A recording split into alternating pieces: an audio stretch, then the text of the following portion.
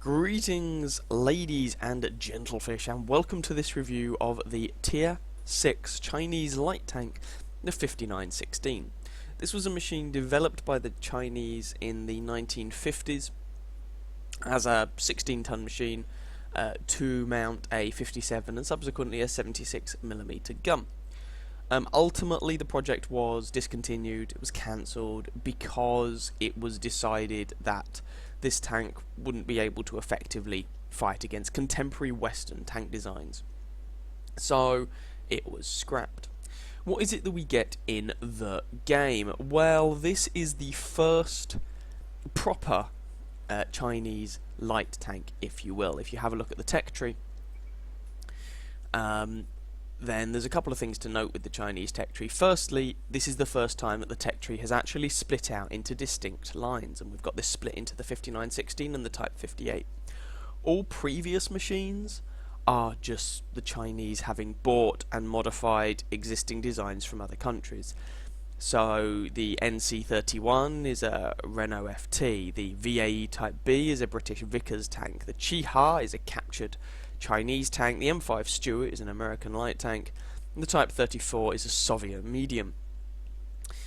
As here we have the 5916, which is actually an indigenous Chinese design. And again, you have to bear in mind, despite its placement in the tech tree, this is actually a post-war design, designed from the 1950s. So, yeah, bear that in mind. The tanks that it goes up against in-game are not the tanks that historically it would have been up against. You know, can you imagine this thing fighting off against Pattons, Centurions, AMX-30s? Yeah, that's why they said it wasn't capable of fighting contemporary tanks of the time. So, let's think about what we actually have here. Well, if we're going to have a quick look at hit points, we've got 590 of them, and I've got some other Tier 6 light tanks here just to compare it with. I mean, if you compare it with the T21, for example, that's got 600 hit points, but just a quick glance at these kind of summary stats will give you an idea of what you can expect from the 5916. So essentially, what you have, and this is in common with a lot of Chinese tanks, is a machine that is relatively sneaky. Now, if you actually look at the different stats here, you have to bear in mind that they're going to incorporate the abilities of the crews that are manning them. And so if you look at the 5916, the raw camo values are better than, for example, the T21. So the Chinese light tanks do tend to be quite sneaky. The mobility is not bad. 703 is the rating the game gives it, higher than the 665 of the T21, but lower than the Type 64. What you find is that the tank accelerates alright, but it is limited to 60 kilometers an hour, as you can see here, and it really is limited to that. So there is, you know, you're not going to be zipping around as fast as, I don't know, a T37 or a Type 64, assuming that you have gotten up to top speed. So the mobility is okay, the camo is not bad, the camo is actually pretty good. What about the guns? Well, this is where it gets a little bit interesting. The 5916 has a selection of 3 guns. Sorry about that. You've got the stock 57mm gun, which I'm just going to leave here. You then get a 76mm gun that I don't recommend anyone use, and then you get the top gun, which is this 76mm autoloader. So the 57mm gun, this is essentially a carbon copy of the Soviet 57mm gun that you find on the T34, on the MT25, and so on and so forth. But it's worse on the 5916. What you actually find is that while the fully aimed accuracy on the gun is not bad, the dispersion values on the move and things like that are pretty terrible, and so the gun itself actually in practice takes quite a long time to aim. It reloads faster than it aims, and it's inferior to a very similar to what is effectively the same gun mounted on the MT25, the Soviet Tier 6 light tank. So this is not a great gun. But your other option really is this 76mm autoloader. Now this has the same stats as the other 76mm gun on the tank, it's just it gets a 5-round magazine. And this is an interesting gun. If you look at it, what you have is a 5-shell magazine Time to load one shell within the magazine is 1 1/3 seconds, so it reloads shells within the magazine pretty damn quickly. Time for complete loading of the magazine is 9 seconds. It reloads the entire magazine very, very quickly. Fully aimed accuracy, dispersion at 100 meters is okay. 2.3 second aim time, which is perfectly fine. 115 average damage, which is there or thereabouts for a 76mm gun. And then you get to the real problem. 85mm of penetration. 85. That is terrible. And 106 if you fire APCR. If you were to do nothing but spam gold in this tank, you would still have the lowest penetration with this gun of any tier 6 light tank. And this is really where the niggle comes. The penetration on this gun is absolutely terrible. Generally speaking, this 57mm gun, whether it's on the Soviet machine or the Chinese machine, is considered the gun with the lowest penetration of any of the tier 6 light tanks, and even that has 112mm. And as a general rule of thumb, what you find, or what I've found, is that as a tier 6 light tank, in order to be able to, with any reliability, penetrate the sides and rears of some of the heavy tanks you're going to come across, you really want more than 100mm of penetration, preferably 120 and above. And all the other light tanks, with the exception of the MT25, get at least 130 off the top of my head. So that is something worth bearing in mind. And that means that, well, which gun you use is kind of going to come a little bit down to you. You have a choice between a 57mm gun that has higher penetration, anemic damage, is technically more accurate but reloads faster than it aims, and trust me, is painful to use, or a 76mm autoloader that, if it can penetrate, will do a very, very nice amount of damage indeed. It's just finding those targets against whom you can penetrate. So it's a bit of a trade-off. Now, everyone I know who likes this tank uses the autoloader and probably fires an awful lot of APCR. If you don't like the autoloader, you're probably just going to grind through it with teeth gnashing with the 57mm gun, and that's what I did the first time I played this tank. And I've since rebought this to try and get the ace in it and try and actually form a better opinion of it. But if you go back and look at my stats in the 5916, most of those games are from my first time of playing it, when I was not a very good player and didn't really know what to do in light tanks, so do bear that in mind. But there we go, they are your choice of guns, and actually in the replays I'm going to show you on replay using each gun and let you make up your own mind. I originally preferred the 57mm, more recently I've been using the 76, this autoloader, but both guns honestly are pretty painful to use. Right, let's quickly talk about equipment, crew skills, and consumables. Oh, and also one thing I should probably mention, gun depression values. This tank gets 20 degrees of gun elevation, which is perfectly fine. 5 degrees of gun depression, which is not great, but you know, alright, sure, fine. It's usable. So, equipment, crew skills, and all of that jazz. Well, let's just start off with crew skills. Don't pay any attention to the crew skills I've got here. That's because this crew came from somewhere else and they're not staying in this tank. Spoiler alert, I'm not keeping this. So this crew will eventually find a home in a Chinese heavy tank, which is why there is repairs. I would recommend 6 cents on your commander and camo on everyone else. You might want to consider... No, 6 cents and camo I think would be the way to go on this tank. Equipment, I've got optics, rammer, and vents. And my view range, well, it doesn't quite hit view range cap. You might want to put binocular telescopes on this tank instead. It doesn't get a vertical stabilizer, but it does have the option, as you can see, of mounting a medium caliber tank gun rammer with an autoloader, and that just makes the magazine reload even faster. So that is an interesting feature of this tank, and along with, I think, the Chi-Ri, it's the only one of the few tanks I can think of that is capable of doing that. Not hitting view range cap even with optics is a little bit of a problem, and so, as I say, you might want to consider using binocular telescopes. It's up to you. It's your choice. Ammunition, you don't get a huge amount of ammunition with either gun, really.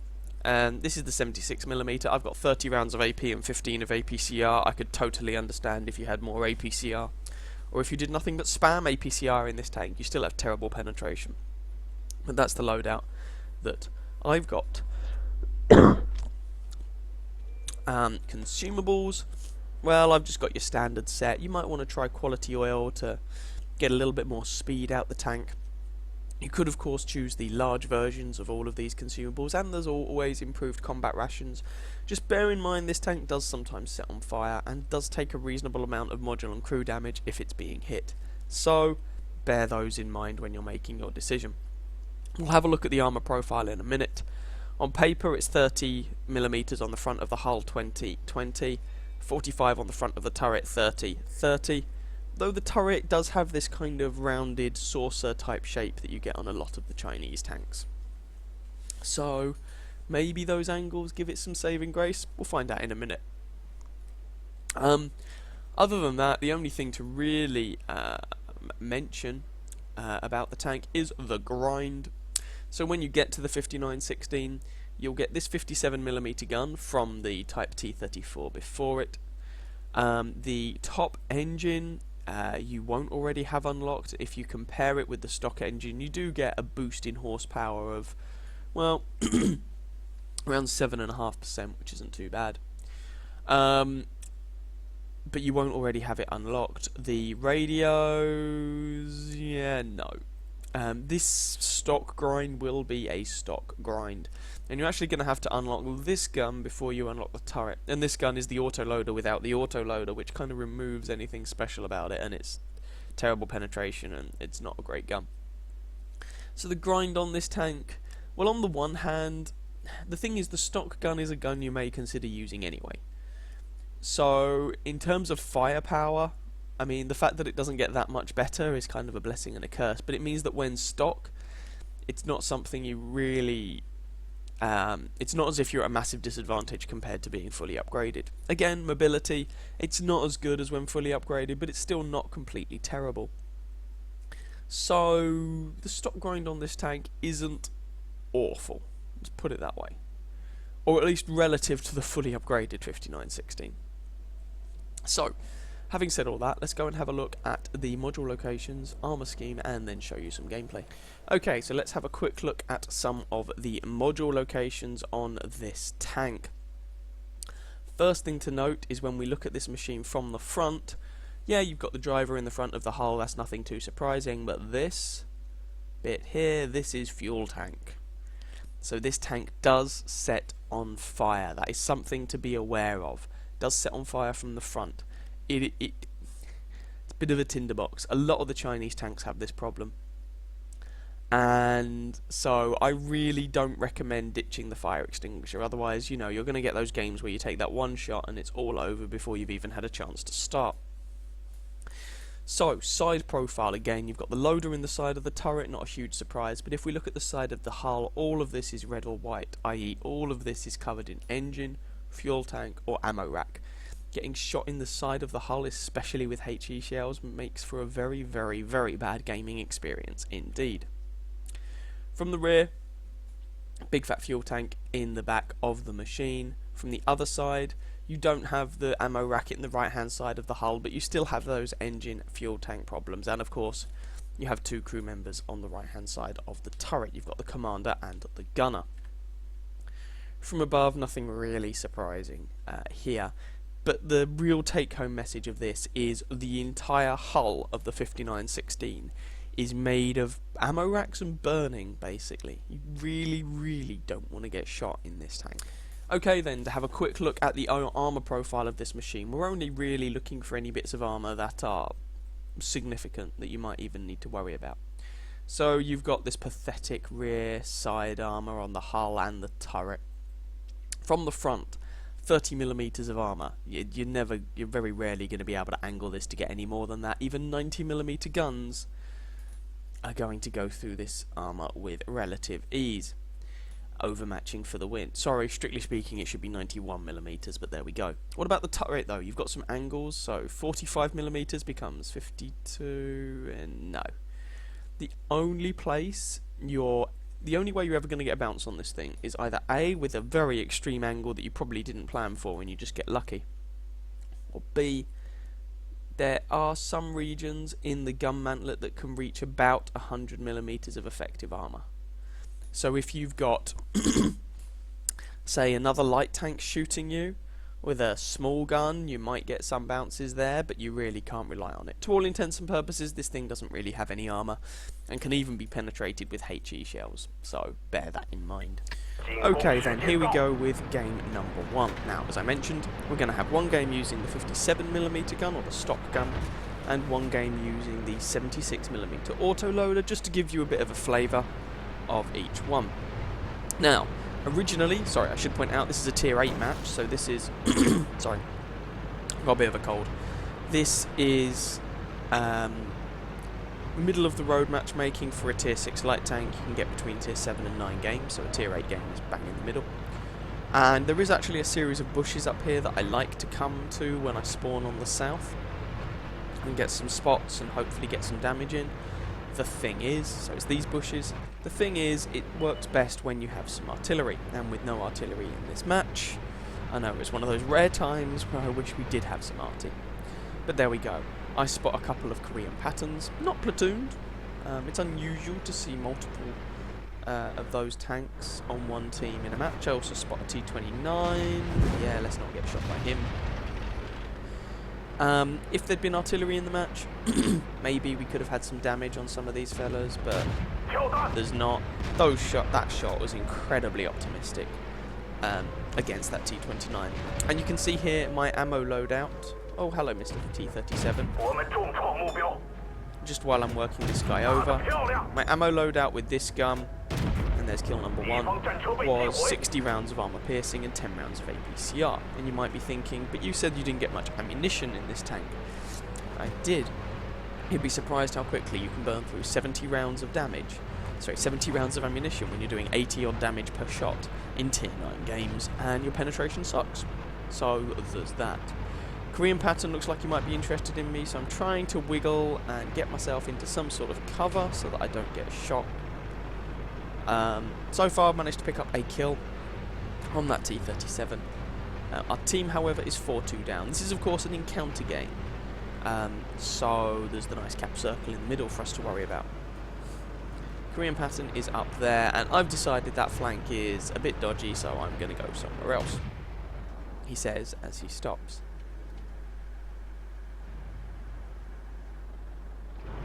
Nah, no shots. Let's keep moving. So you can see the mobility here, and actually the stock gun does help out with the mobility slightly. The stock gun is about half a ton lighter than the fully upgraded autoloader gun, so with the stock gun you have a marginally better power to weight ratio. It's not by much, but better is better. So that's something to bear in mind. SU-100 here. See if we can shoot this fellow. There we go. 2 shots in. Third one bounces, and well, he's dead anyway. So let's keep moving. So that's one reason that you might actually want to go for the stock gun, just to get slightly better mobility. Our team's pulled this back a bit. The scoreline is 7-4 rather than 4-2. In fact, we've had the last, as a team, we've had the last 5 kills in a row, which is fairly nice. And as my kind of scouting opportunity, or main scouting opportunity, sort of wasn't there this game, we're going to go and see if we can make ourselves useful and put flanking fire into people and things like that. Is this Korean pattern going to make himself visible? Nah, not really. Fair enough. So with this penetration, 112 I think it is with the armor piercing. With the premium ammo that jumps to 189, it's worth pointing out. But with this penetration, the IS-6 is still a tough nut to crack. But things like the Super Pershing, at least I can shoot in the sides. The Panther, the M46 KR, you know. Things like that I can shoot in the sides and the rear. But the IS-6 can still be problematic, as its sides are made of Soviet bullshitanium. So, coming around here then, and I'm looking at the Super Pershing. Hopefully I can get some shots into him, and that shot bounces. And there we go. Now he's getting shot by numerous people. I've set him on fire, which is nice. And we managed to pick up the kill. IS-6 is dead. So there's my second kill. And that is one nice thing about this rapid-firing 57mm gun. Lots of shots means lots of chances to set people on fire and do module damage and things like that. So that's worth bearing in And what you don't really see in this game is the pretty awful performance of this gun at longer ranges. So that is something you probably should bear in mind. There's only 4 of them left now. 2 Korean patterns, a T29 and that T25/2. So we know where the T29 is, we know where the patterns were last spotted, and so I'm just going to try and see if I can spot that T25. I mean, this game should be won now, and this is of course an assault game, so this is an encounter game. I'm used to playing assault on this map, so I was thinking, why isn't there a base where I just came through at B7? But of course, encounter, not assault. T29, no, there's a house in the way. There's the pattern. There's the T25/2. He appears to be otherwise distracted. 85 damage, woohoo, average damage roll, and I bounce off the front of the T25/2, which is not exactly the most well-armoured tank in the game, but there we go. That's this gun for you. So there's no patterns down, so that just leaves this T25. And I'm hoping friendlies are going to have shots on this guy, because I would quite like to spot him and have him killed. Otherwise, it looks like we're just going to cap this out, which would be an unnecessary and a boring result. We have 8.5 minutes left. There is no need to be sitting in the cap circle. We all get more XP if we kill this guy. It's a T25 too. I think we'll be okay. Well, there we go. He manages to put a shot into me. You can see how well the armor's holding up. And 600 odd health doesn't really last you that long. It's 3 90mm shells and you're dead. So yeah, bear that in mind. AMX CDC's going for it, forcing the T25 to look around, and our team decides what they really need to do is cap this. And I'm denied the killing shot because the game ends. So there we go. Let's go and have a look at the post-battle results. Well, here we go then. That was enough for second class mastery, bruiser, arsonist, and fire for effect. Came in the top half of our team with 1004 damage done, 2 kills, 758 base experience. Commiserations to the enemy. Top scoring Korean pattern, 2.1k damage in a tier 8 mediums, not too bad. And 3 kills, wasn't enough for the win though. And also the T25 too, he ended up doing a reasonable amount of damage. A respectable amount. 13 shots fired, all of them actually hit, not all of them penetrated. And bear in mind that damage count was enhanced with the fire that we got on the Super Pershing. Most of that damage was from relatively close range. Received 2 hits, both of which penetrated. 4 enemy vehicles spotted, 4 damage, 2 destroyed. Little bit of assistance damage, 4 kilometers travelled. Made a bit of money as well. Yeah, it was alright. Not a massively special game, and bear in mind when I played this, my crew were also pretty shoddy. But overall, it was okay. So that was the game with the 57mm gun, to give you an idea what that's like. Let's move to a game with the 76mm autoloader now. So, as promised, second game using the 76mm autoloader. Another tier 8 game, so once again, middle of the road matchmaking. We're here on Sand River map, which is a nice open map. I do actually quite like this in my light tanks. Those of you who've been with me for a while may remember a T21 game from some time ago. On this map that ended up being quite a lot of fun. So, initially this is an encounter game. Initially I'm just going to go and try and spot people from this ridge line, and there we go. There's a few spots on the enemy team, which is always nice. I've got armor piercing loaded, because I don't like just spamming APCR into people's faces. And this is really where the 5916 can come into its own. I'm expecting to encounter light tanks, and against light tanks, the armor piercing, APCR, the penetration shouldn't really make a difference. And against light tanks, this autoloader can actually be very effective. So, AMX there. Did I mention, by the way, the shell velocity isn't very good? Ah, well. Sorry about that. Tickly throat. So, that AMX died. We've got a T-34, a Lerva, there's a KV-85 away in the distance, and a Churchill 7. As well as a bunch of guys on the hill, and hello fellas.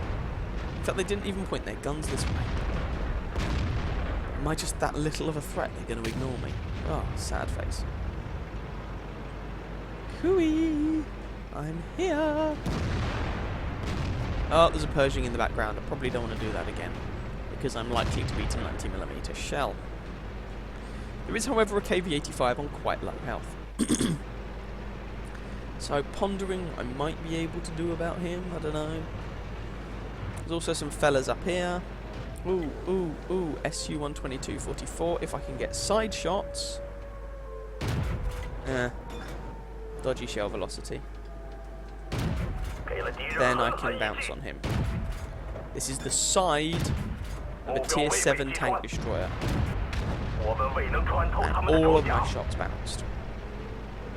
That's how dodgy the armor piercing penetration on this gun is.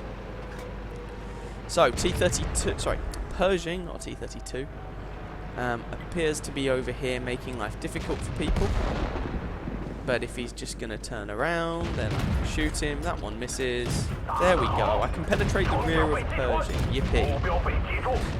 One shell left in the magazine, and that guy burns out. No idea what that Pershing thought he was doing. It was a terrible position. Bless him. But there's some damage. Hurrah. The enemy are capping our base, however, or capping the base. Again, this is an encounter game, which is slightly problematic. So we're going to go over here, see if we can spot some people, maybe even shoot some people, and try and do something about that base capture. Oh, our VK just died a horrible death. And T-34, no. Well, I'm never going to penetrate that. Not even the side armor am I going to penetrate on an Oni. That's just never going to work. We're winning this 8-3. I mean, hopefully this will be a fairly convincing win. I'm just trying to get in damage where I think I might be able to. KV-3, right. This might be bum shots on a KV-3. No. Side shots on the KV-3. I don't think that's going to work in all likelihood. No.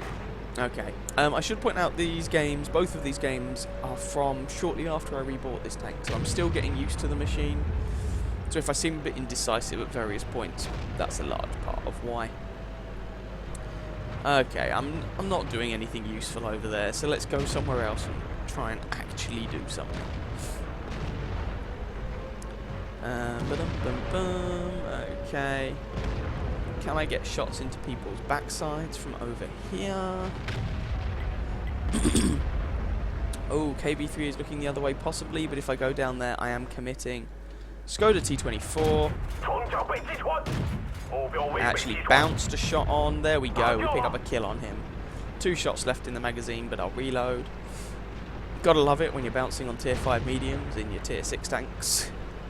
Dear, never mind.